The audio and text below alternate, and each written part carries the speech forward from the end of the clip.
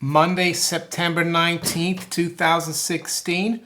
Monaco64 here, home of alternative economics and contrarian views. I'd like to talk about Bitcoin today. I've got a lot of viewers who ask me questions sometimes about Bitcoin because they don't know much about Bitcoin.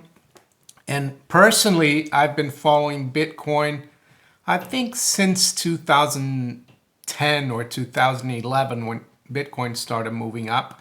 I got interested. I installed a Bitcoin wallet on my laptop at the time.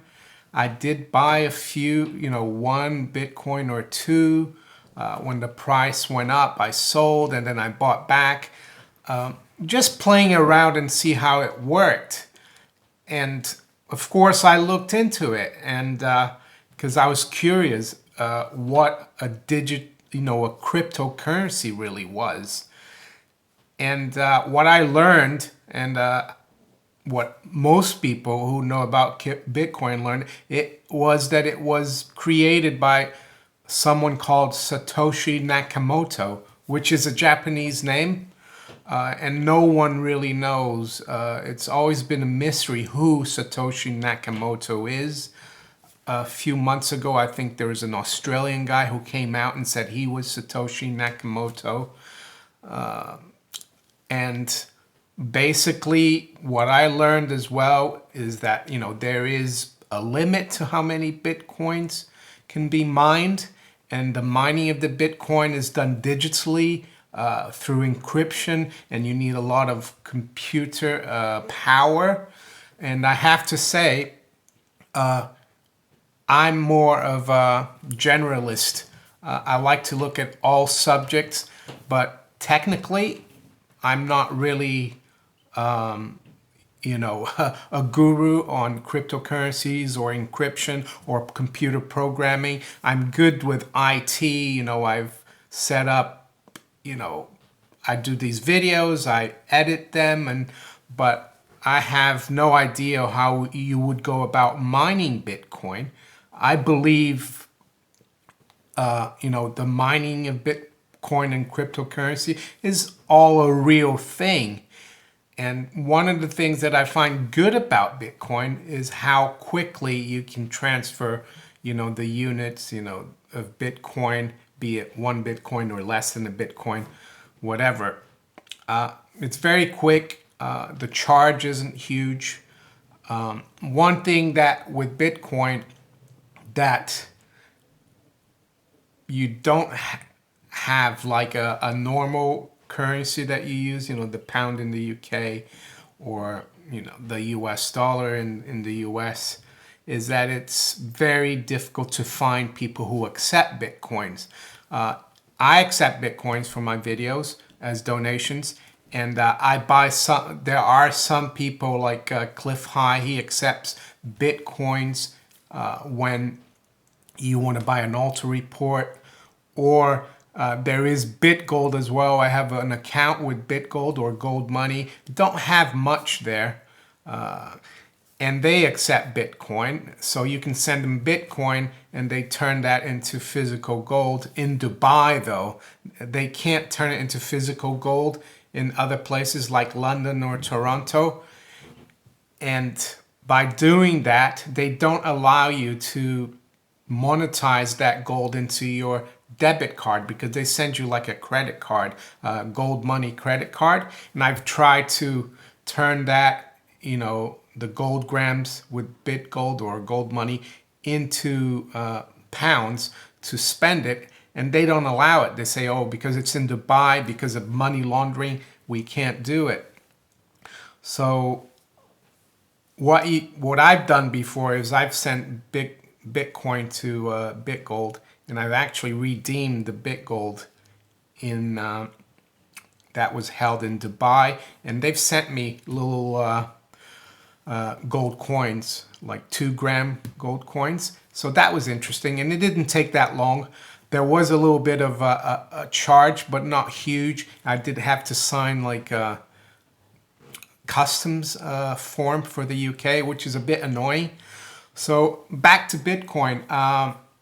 I think it's a great way to, to send wealth or money, if anywhere in the world. The only problem I have with Bitcoin is that I don't know who created it. It's still a mystery. And the other thing is that what would happen if we had some kind of internet closure, or if all the Wi-Fi system broke down in the country, if we had martial law or emergency, what would happen? How would you be able to spend that Bitcoin or send it to someone? That's the only problem I have. With physical gold and physical silver, it's different. You hold it in your hand. You hold the coin, and like this. You hold. I've got little sovereigns here. They're real. No one. Well, someone can take it away from me. You still have to look after it, of course. But it's real. You dig up something, and you find, gold coins from 1,000, 2,000 years. They're still good. Bitcoin, yes, it's very good way to send money back and forth. The blockchain technology, which I don't know much about technically, but it works well. But that's the only, how can I say, doubts I have about Bitcoin. So I do have Bitcoins, and I get paid sometimes donations in Bitcoin. But I wouldn't put all my eggs into the Bitcoin basket.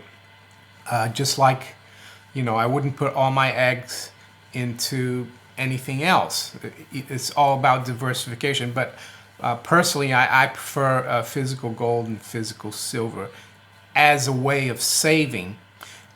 Physical gold and physical silver are not the most practical forms of currency these days. They used to be 100, 150 years ago. People used to pay silver coins, gold coins. But nowadays, if you want to spend that gold and silver, you have to go to a dealer and you sell it to him. There is a small cost, but what I advise is you find the best dealer that has the best price when you buy and the best price when you sell. You just have to do your homework. So yeah, gold and silver are not as easy to transact with as Bitcoin, but I would say longer term, it's a much better and much safer, secure way of preserving savings or wealth.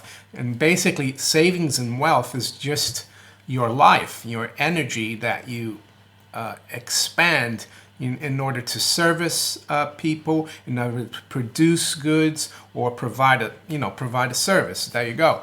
So nothing wrong with Bitcoin, in my opinion. But that's the only problem I have, is that I don't know who created it, and I don't know what would happen if we had some problem with the global communication system. So there you have it, what I think about Bitcoin compared to gold and silver and fiat money.